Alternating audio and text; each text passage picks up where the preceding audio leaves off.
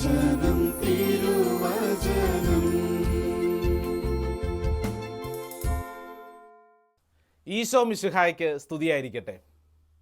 മിശിഹായിലേറെ സ്നേഹമുള്ള ദൈവജനമേ, വചനം കേൾക്കുന്ന അതിസുന്ദരമായ സമയമാണല്ലോ ഇത്.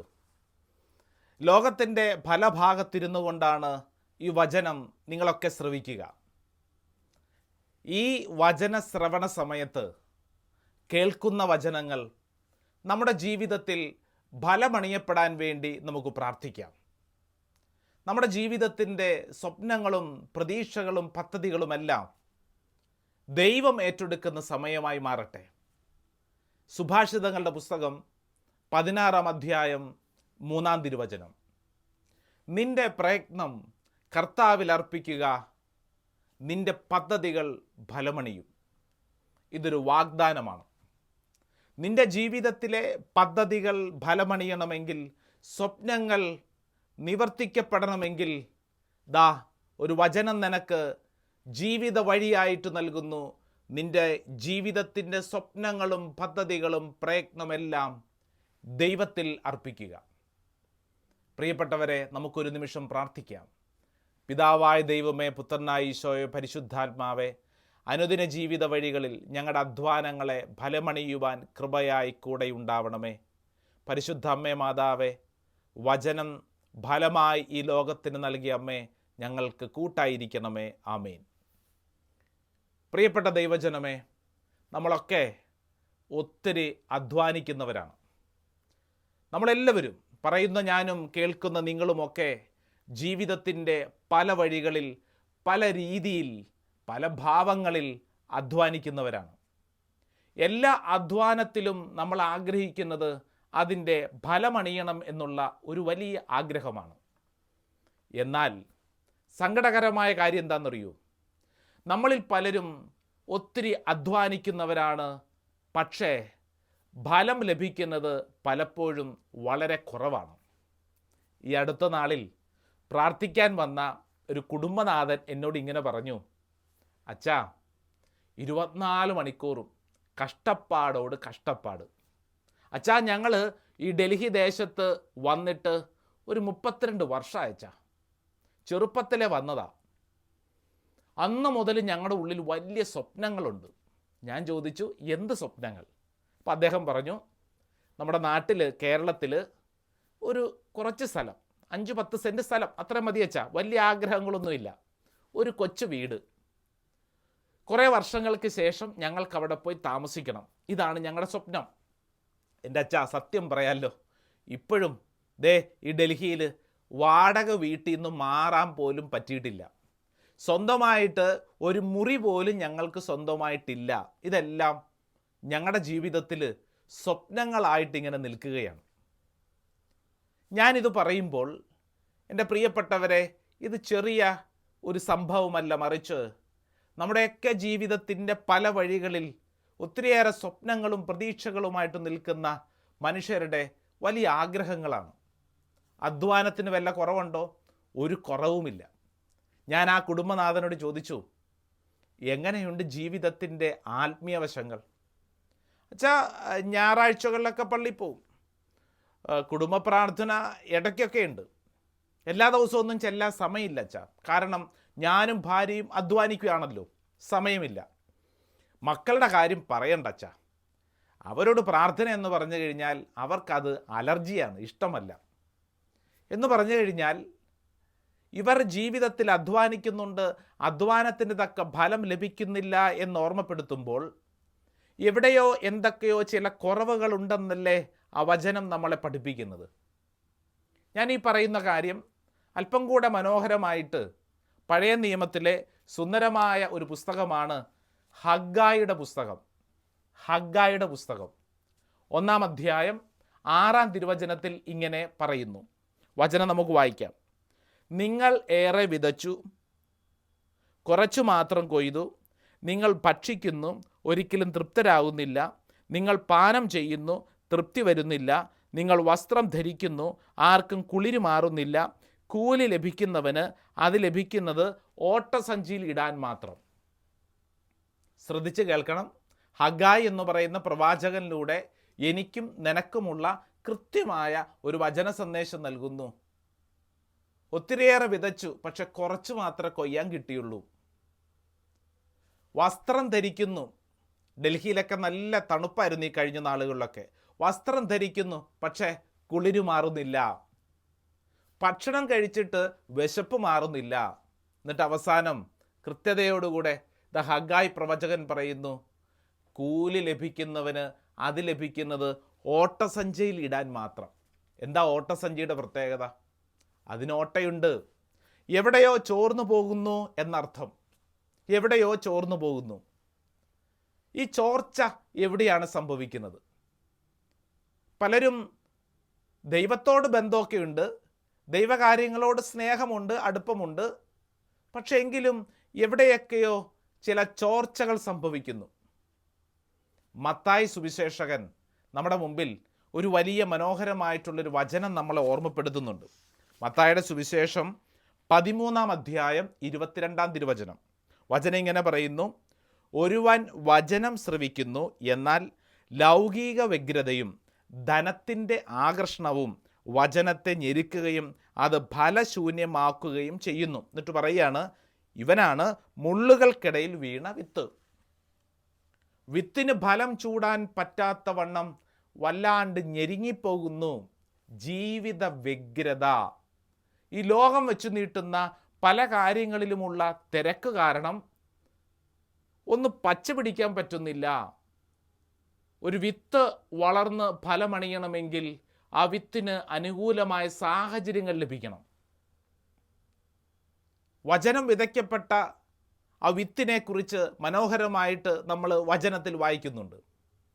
അതിൽ കൃത്യതയോടുകൂടി ഒരു കാര്യം പറയുന്നു, എന്തുകൊണ്ട് 100 മേനി ഫലം പുറപ്പെടുവിക്കുവാൻ ചില വിത്തിന് സാധിച്ചില്ല? അതിന് ചില കാരണങ്ങളുണ്ട്. കൃത്യതയോടുകൂടെ വചനം പറയുകയാണ്, ലോകം വെച്ചു നീട്ടുന്ന കാര്യങ്ങളിലുള്ള ശ്രദ്ധ. അപ്രകാരമുള്ള ശ്രദ്ധ, ലോകം വെച്ചു നീട്ടുന്ന കാര്യങ്ങളോടുള്ള ലൗകിക വ്യഗ്രത ഈ ഭൂമിയിൽ ഒരു പക്ഷേ നമ്മുടെ ജീവിതം പച്ച പിടിക്കുന്നതിൻ്റെ തടസ്സമായിട്ട് മാറാം. ഞാൻ ഈ പറഞ്ഞു വരുന്നത് അല്പം കൂടെ മനോഹരമായിട്ട് തിരിച്ചറിയാൻ പുതിയ നിയമത്തിലെ ഒരു സുന്ദരമായ വചനഭാഗം ഓർമ്മയിൽ കൊണ്ടുവരുന്നത് അനുഗ്രഹപ്രദമാവും. ഞാനതൊന്ന് വായിച്ച് കേൾപ്പിക്കാം. അത് ലൂക്കാ സുവിശേഷകനാണ് നമ്മുടെ മുമ്പിൽ പഠിപ്പിക്കുന്നത്. ലൂക്കാ സുവിശേഷം 2-ാം അധ്യായം 41 മുതലുള്ള വചനം. യേശുവിൻ്റെ മാതാപിതാക്കന്മാർ ആണ്ടുതോറും പെസഹ തിരുനാളിന് ജെറുസലേമിൽ പോയിരുന്നു. അവന് 12 വയസ്സായപ്പോൾ പതിവനുസരിച്ച് അവർ തിരുനാളിന് പോയി.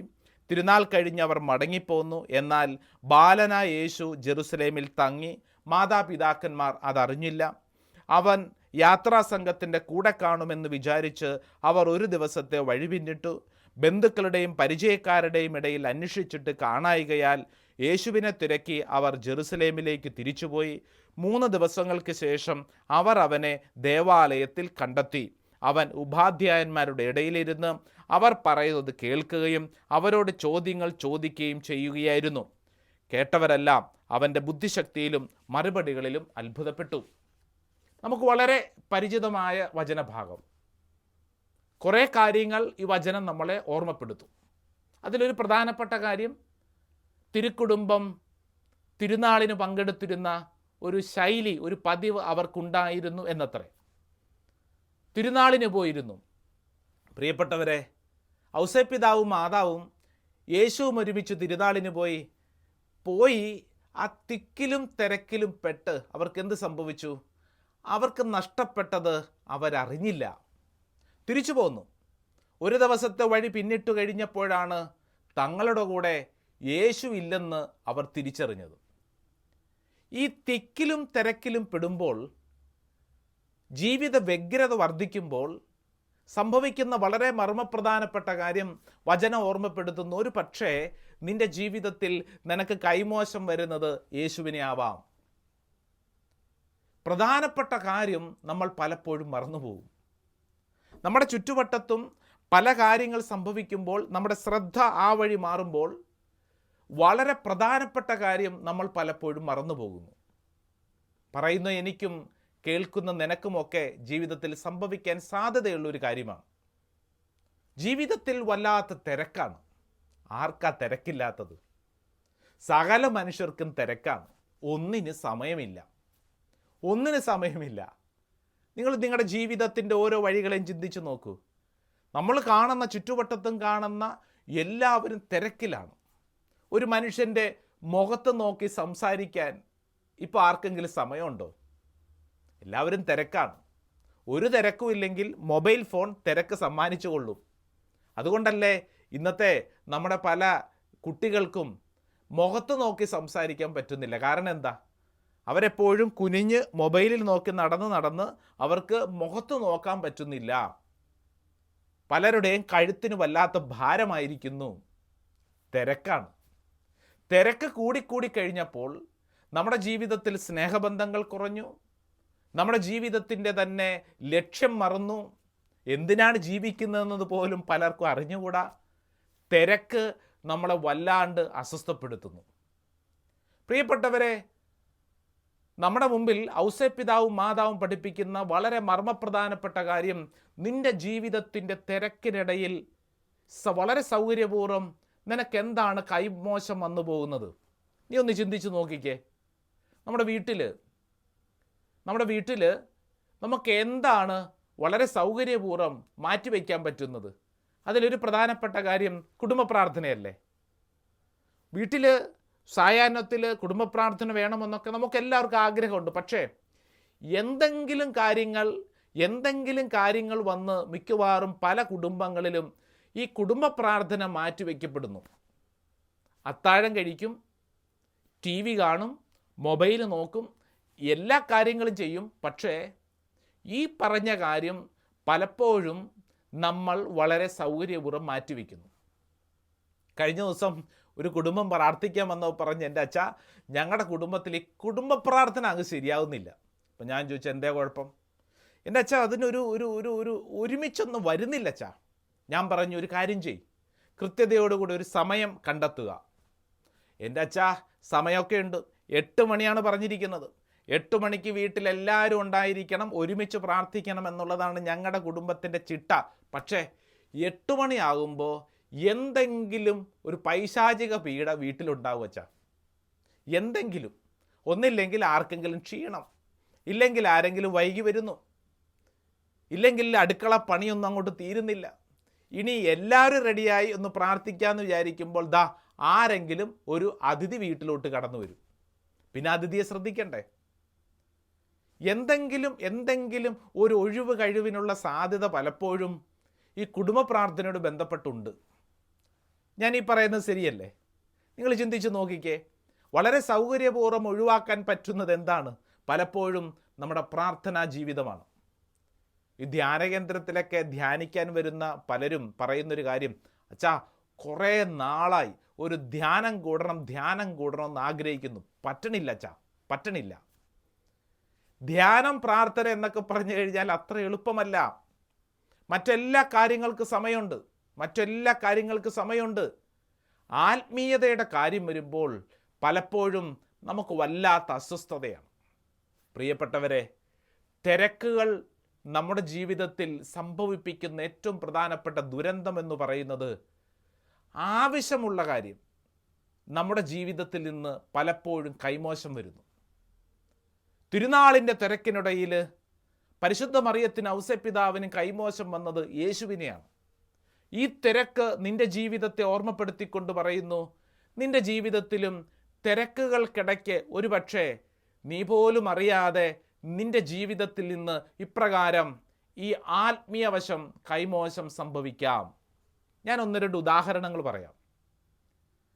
എനിക്ക് പരിചയമുള്ള എൻ്റെ നാട്ടിലുള്ള ഒരു കുടുംബം, അവർക്ക് അവരുടെ ഭാര്യയ്ക്കും ഭർത്താവിനും വലിയ ആഗ്രഹമാണ് ഒരു കുഞ്ഞ് അവർക്കുണ്ടാവണം. ഒത്തിരി നാളുകളായി ആഗ്രഹിക്കുന്നു. ഒത്തിരി നാളുകൾ ആഗ്രഹിച്ച് പ്രാർത്ഥനയുടെ ഫലം എന്ന വണ്ണം അവർക്കൊരു കുഞ്ഞുണ്ടായി. പ്രിയപ്പെട്ടവരെ, ഇവരുടെ വീട്ടിൽ ഇവരുടെ ഈ ചെറുക്കൻ്റെ അമ്മയുണ്ട്. അമ്മ ദിവസവും കണ്ണുനീരോടുകൂടെ ദേവാലയത്തിൽ വന്ന് പ്രാർത്ഥിക്കും. അതായത് മകന് ഒരു കുഞ്ഞുണ്ടാവണം എന്ന് പ്രാർത്ഥിക്കുന്ന അമ്മ.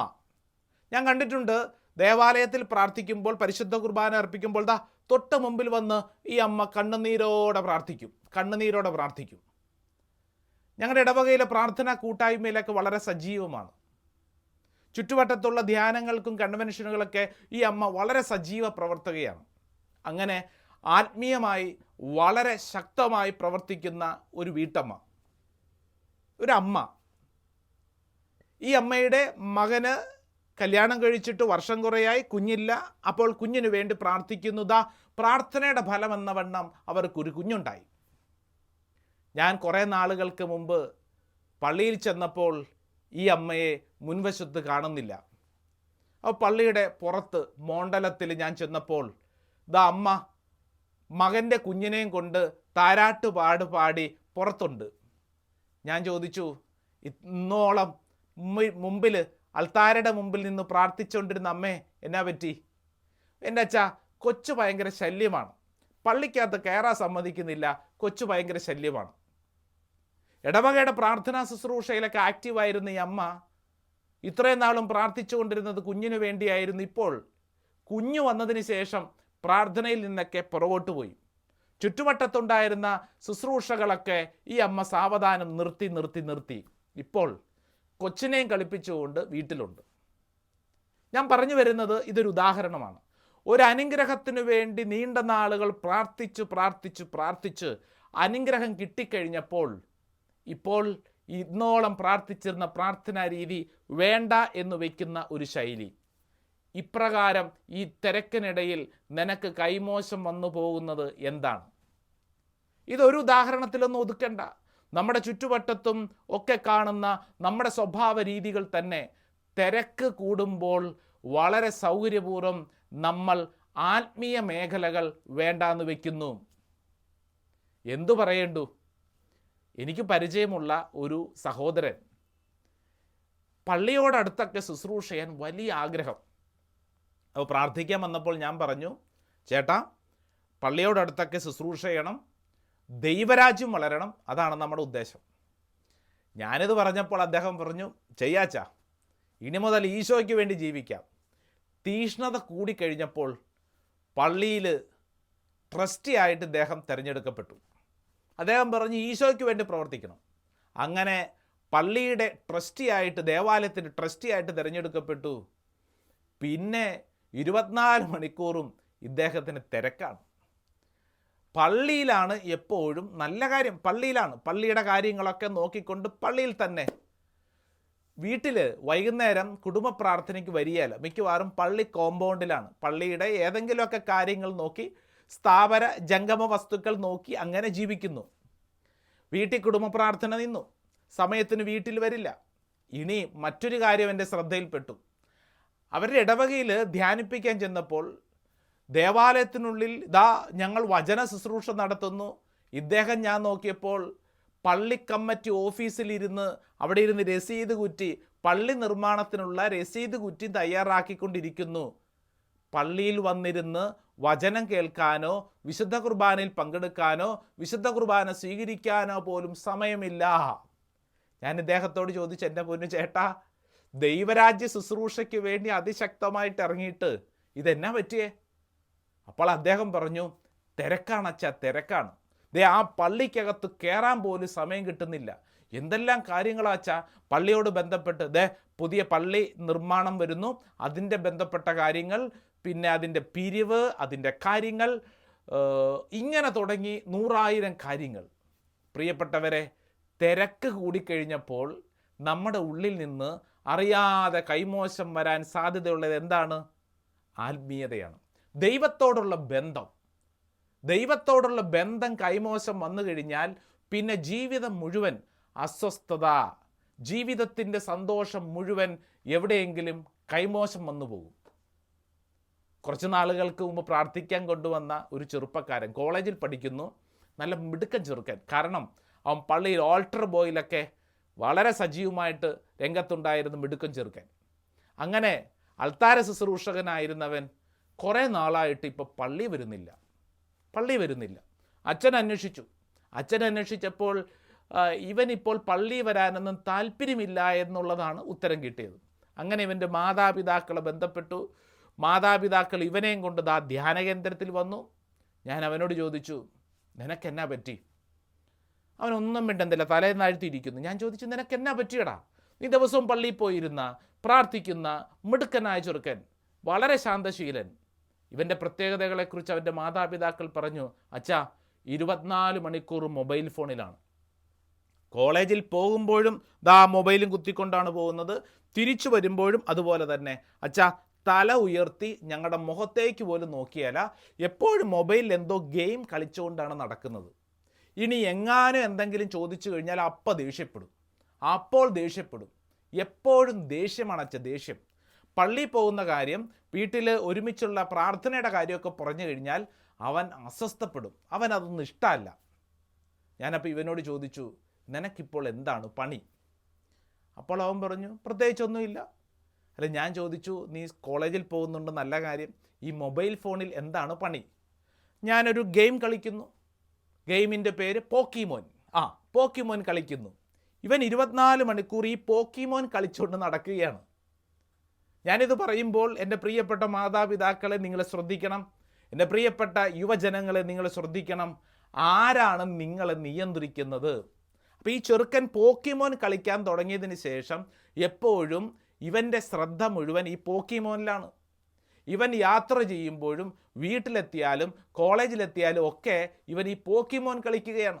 എന്ന് മാത്രമല്ല, ഇവൻ കളിക്കാൻ വേണ്ടി ഒരു ഗ്രൂപ്പ് ആളുകൾ അവൻ്റെ ദേശത്തുണ്ട്.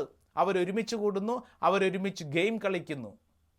ഇക്കാലം അത്രയും അവൻ്റെ ഉള്ളിലുണ്ടായിരുന്ന ആനന്ദം, അവൻ്റെ ശ്രദ്ധ എല്ലാം അവന് നഷ്ടപ്പെട്ടു. തിരക്ക് കൂടുമ്പോൾ അറിയാതെ നമ്മുടെ ജീവിതത്തിൽ ഇപ്രകാരം ചില കാര്യങ്ങൾ സംഭവിക്കാം. പ്രിയപ്പെട്ടവരെ, നിൻ്റെ ജീവിതത്തിൽ നീ ഇത്രമാത്രം തിരക്കിട്ട് ഇതെങ്ങോട്ടാണ് ഓടുന്നത്? ഈ തിരക്ക് നിൻ്റെ ജീവിതത്തിൽ നിനക്കെന്താണ് സമ്മാനിക്കുന്നത്? ഔസേപ്പിതാവിൻ്റെയും മാതാവിൻ്റെയും ജീവിതാനുഭവം വെച്ചു നീട്ടിയിട്ട് പറയുന്നു, നിൻ്റെ ജീവിതത്തിൽ തിരക്കിനിടയിൽ നിനക്ക് യേശുവിനെ കൈമോശം വരുന്നെങ്കിൽ നീ സൂക്ഷിക്കണേ. നിന്റെ ജീവിതത്തിൽ തിരക്കിനിടയിൽ യേശുവിനെ കൈമോശം വരുന്നെങ്കിൽ നീ സൂക്ഷിക്കണേ. അതാണ് നിന്റെ അധ്വാനങ്ങൾ ഫലമണിയാത്തതിന് കാരണം. എന്തോരം സ്വപ്നങ്ങളാണ് ഇന്നത്തെ യുവജനങ്ങൾക്ക്, എന്തോരം പ്രതീക്ഷകളാണ്. നിന്റെ പ്രതീക്ഷകളും നിന്റെ സ്വപ്നങ്ങളും ഫലമണിയണമെങ്കിൽ പ്രിയപ്പെട്ട സുഹൃത്തെ, നിന്റെ ഉള്ളിൽ എപ്പോഴും ഈ പദ്ധതികൾ ഫലമണിയാൻ നിന്നെ സഹായിക്കുന്ന ദൈവ സാന്നിധ്യത്തിൻ്റെ അഭിഷേകവും കൊണ്ട് ജീവിക്കണം. തിരുവചനം നമ്മുടെ മുമ്പിൽ വെച്ച് നീട്ടുന്ന ഏറ്റവും പ്രധാനപ്പെട്ട കാര്യം അതാണ്. ഇല്ലെങ്കിൽ എന്ത് സംഭവിക്കും? ലോകം വെച്ച് നീട്ടുന്ന കാര്യങ്ങളുടെ ശ്രദ്ധ നമ്മുടെ ജീവിതത്തിൽ നമുക്ക് ലഭിച്ചിട്ടുള്ള സകല അഭിഷേകവും നഷ്ടപ്പെടുത്താം. ഞാനിത് പറയുമ്പോൾ നമ്മുടെ ഒരു ധ്യാന കേന്ദ്രത്തിൽ കുറേ നാളുകൾക്ക് മുമ്പ് ധ്യാനമൊക്കെ കൂടി അഭിഷേകം സ്വീകരിക്കപ്പെട്ട ഒരു വ്യക്തി, ഇദ്ദേഹം വന്നിട്ട് എന്നോട് പറഞ്ഞു, എൻ്റെ അച്ഛാ, ഇനി മുതൽ ഞാൻ ഈ ധ്യാന കേന്ദ്രത്തിൽ വചന ശുശ്രൂഷയോട് ബന്ധപ്പെട്ട് ജീവിച്ചോളാം. അച്ഛൻ എന്തു പണി പറഞ്ഞാലും ഞാൻ ചെയ്തോളാം. അടുക്കളയിൽ ഭക്ഷണം അരിയണോ ഞാൻ ചെയ്തോളാം, ഇനി ബാത്റൂം കഴുകണോ ഞാൻ ചെയ്തോളാം, അടിക്കണോ തുടയ്ക്കണോ എന്തു വേണം ചെയ്തോളാം, വചനം പറയാൻ അവസരം കിട്ടിയാൽ കൊള്ളാം അച്ഛാ, ഞാൻ അതും ചെയ്തോളാം, എന്ത് ചെയ്യാനും തയ്യാർ. അങ്ങനെ ഇരിക്കെ ഇദ്ദേഹം ശുശ്രൂഷയുടെ കാര്യങ്ങളൊക്കെ ക്രമീകരിക്കാൻ വേണ്ടി ഞാൻ അദ്ദേഹത്തെ ചില കാര്യങ്ങൾ ഏൽപ്പിച്ചു. പ്രിയപ്പെട്ടവരെ, അങ്ങനെ വളരെ സജീവമായിട്ട് ശുശ്രൂഷയിലുള്ള ഇദ്ദേഹത്തിൻ്റെ ജീവിതത്തിൽ സാവധാനം സംഭവിച്ചെന്താണെന്നറിയോ? വരുന്ന ആളുകളോടൊക്കെ, ധ്യാനിക്കാൻ വരുന്ന ആളുകളോടൊക്കെ ഇദ്ദേഹം നല്ല ബന്ധങ്ങളിലായി. അവരുടെയൊക്കെ നമ്പർ ഇദ്ദേഹം സ്വീകരിക്കാൻ തുടങ്ങി. കുറേ നാൾ കഴിഞ്ഞപ്പോൾ ഞാൻ അറിഞ്ഞു, ഇദ്ദേഹം റിയൽ എസ്റ്റേറ്റ് ബിസിനസ്സിൽ ചെന്നുപെട്ടിരിക്കുന്നു. അതായത് വസ്തുക്കൾ വാങ്ങുന്നതിനും കൊടുക്കുന്നതിനുമുള്ള പണിയിൽ ഇദ്ദേഹം ഏർപ്പെട്ടു. ഇപ്പോൾ ഈ പറഞ്ഞ വ്യക്തി ധ്യാനകേന്ദ്രത്തിൻ്റെ ഒരു 100 അയൽപക്കത്ത് പോലുമില്ല. ഇദ്ദേഹം ജോലി, വ്യാപാരം, ബിസിനസ് കാര്യങ്ങളൊക്കെയായി അങ്ങ് ദൂരെ പോയി. എന്തായിരുന്നു ആഗ്രഹം? ജീവിതത്തിൽ ദൈവത്തോട് ചേർന്നിരിക്കണം. എന്നാൽ സാവധാനം ലോകം വെച്ചു നീട്ടിയ ലോകത്തിൻ്റെതായ വ്യഗ്രതകളിൽപ്പെട്ട് ഇദ്ദേഹത്തിൻ്റെ ആത്മീയത കൈമോശം വന്നു. ഞാൻ പറഞ്ഞു വരുന്നത്, എൻ്റെ പ്രിയപ്പെട്ടവരെ, നമ്മുടെയൊക്കെ അധ്വാനം ഫലമണിയുന്നത് തമ്പുരാനോട് ചേർന്നിരിക്കുമ്പോഴാണ്. കൊടുക്കേണ്ട പ്രാധാന്യം ദൈവകാര്യങ്ങൾക്ക് കൊടുക്കണം. നമുക്കറിയാമല്ലോ, എല്ലാ കാര്യത്തിനും ഒരു മര്യാദയുണ്ട്. ആവശ്യം, അത്യാവശ്യം, അനാവശ്യം. ഒരു കാര്യം ചെയ്യുന്നതിന് മുമ്പ് നീ ചിന്തിക്കുക, ഇത് ആവശ്യമാണോ, അത്യാവശ്യമാണോ, അനാവശ്യമാണോ? ഒട്ടുമുക്കാലും നമ്മുടെ പ്രവർത്തികൾ അനാവശ്യമാണ്. നമ്മുടെ ജീവിതത്തെ ഒരിക്കലും അനുഗ്രഹത്തിലേക്ക് നയിക്കാത്ത കാര്യങ്ങളിലാണ് പലപ്പോഴും നമ്മൾ ചെന്നിടപെടുന്നത്. അതുകൊണ്ട് എന്ത് സംഭവിക്കുന്നു? നമ്മുടെ സമയം, നമ്മുടെ കഴിവ് ഇതെല്ലാം എവിടെയോ ചോർന്നൊലിക്കുന്നു. നിൻ്റെ കഴിവ്, നിൻ്റെ ശക്തി നീ എന്തിനു വേണ്ടി മാറ്റിവെക്കണം? ദൈവകാര്യങ്ങൾക്ക് മാറ്റിവെക്കണം. നമ്മുടെയൊക്കെ ജീവിതത്തിൽ ഒരു സ്പിരിച്വൽ ഡിസിപ്ലിൻ, അച്ചടക്കം, ആത്മീയ അച്ചടക്കം അനിവാര്യമാണ്. പരിശുദ്ധ കുർബാനയിൽ പങ്കെടുക്കുകയും വിശുദ്ധ കുർബാന സ്വീകരിക്കുകയും ചെയ്യുന്ന ഒരച്ചടക്കം, ദിവസവും വചനം വായിക്കുന്ന ഒരച്ചടക്കം, കുടുംബ പ്രാർത്ഥനയുടെ അച്ചടക്കം, ഇങ്ങനെ തുടങ്ങി നമ്മുടെ ജീവിതത്തിൽ ആത്മീയ മേഖലയിൽ ചെയ്യേണ്ട കാര്യങ്ങൾ അത്യാവശ്യമാണ്. അത് ചെയ്തു കഴിഞ്ഞാൽ ബാക്കി എല്ലാ കാര്യങ്ങളിലും അനുഗ്രഹം സാവധാനം ലഭിക്കും. ഇത് ഉപദേശമായിട്ടൊന്നും കണക്കാക്കേണ്ട, മറിച്ച് നമ്മുടെയൊക്കെ ജീവിതത്തിൽ നമ്മൾ ചെയ്യേണ്ട ഒരു കടമയാണ് ദൈവത്തോടും ദൈവകാര്യങ്ങളോടുള്ള ബന്ധം. അതുകൊണ്ട് സുഭാഷിതങ്ങളുടെ പുസ്തകം 16:3 മനസ്സിൽ ഓർമ്മയിൽ കൊണ്ടുവരിക. നിന്റെ അധ്വാനം കർത്താവിൽ അർപ്പിക്കുക, നിന്റെ പദ്ധതികൾ ഫലമണിയും. തിരക്കുകൾക്കിടയ്ക്ക് ഒരിക്കലും നിന്റെ ആത്മീയത കൈമോശം വരാൻ സമ്മതിക്കരുത്. ദൈവത്തെ കൂട്ടിനു പിടിച്ചാൽ ജീവിതം അനുഗ്രഹദായകമാകും. അതിനുള്ള കൃപാവരം ദൈവസമൃദ്ധമായിട്ട് ചൊരിയട്ടെ എന്ന് ആശംസിക്കുന്നു. ആമേൻ.